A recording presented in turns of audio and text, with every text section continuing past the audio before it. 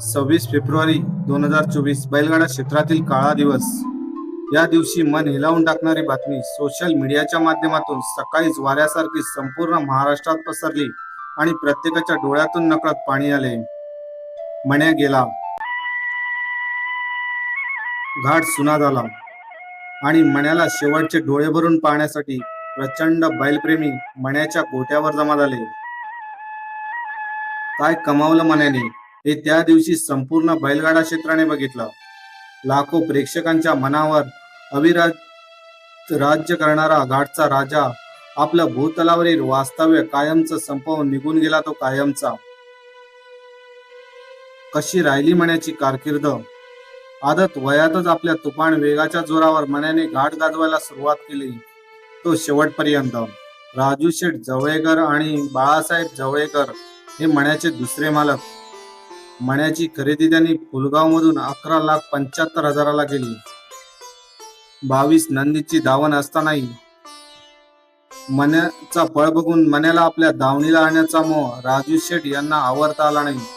बैलांप्रती प्रचंड प्रेम असल्यामुळे मण्यासारखा हिरा त्यांना मिळाला. अनेक हिंदकेसरी नंदी त्यावेळी राजू शेठ यांच्या दावणीला होते.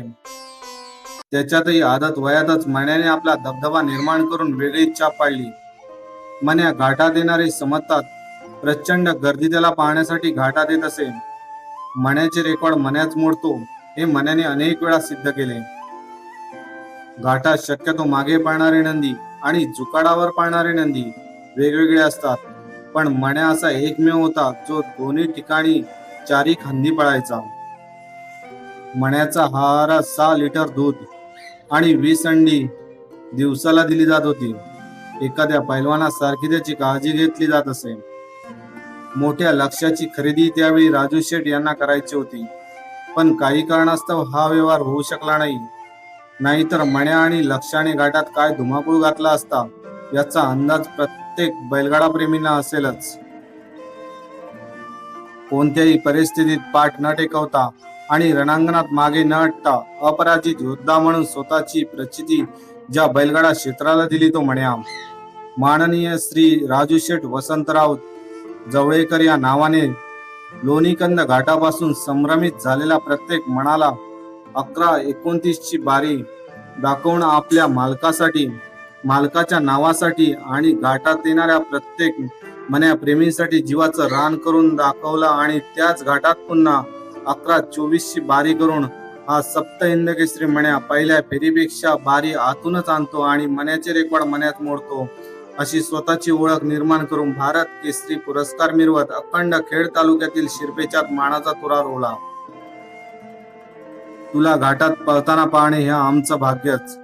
हळूहळू तुझं ते जुपणी खालती येणं आणि क्षणात जुपणी मानेवर पडताच वाऱ्याच्या तुफान वेगाने पापणी लवतेने लवते तो निशाणाच्या दिशेने झेप घेत निशाण गाठायचा. निशाण पडताच घड्याळ पाहणे न पाहतो तोच अंगावर सुख शहारे आणणारा टाळ्यांचा गडगडाट कानाभोवती एक तरंग उठवून जात असे. वडगाव कांदळीचा घाट, हरणे आणि हिराची बारी 11:38 झालेली पाहून लोकांच्या नजरा मण्याकडे लागून होत्या. वारा देखील आज शिरायला जागा नव्हती, एवढी अफाट आणि अलोड गर्दी झाली होती. आता मण्याची बारी आतून येते की लांब जाईल असा प्रश्न जनतेला पडला असतानाच मण्या त्याच्या ख्यातीप्रमाणेच बारी 11:15ला आणून दाखवून दिला की तू घाटचा राजा नाही तर शहानशाह आहेस. बैलगाडा क्षेत्रातील सप्त हिंदकेसरी, भारत केसरी, महाराष्ट्र केसरी, सह्याद्री केसरी असे बहुमान मिळवून तू वेगळे स्थान मिळवलंस. 1 JCB, 5 pickup, 2 Scorpio, 1 Bolero, 5 tractor, 20 Bullet, 120 two wheeler, करोडोची संपत्ती आणि अगणित चाहता वर्गाचा मानकरी. मन्या तुझ्या अखंड कारकिर्दीला सलाम.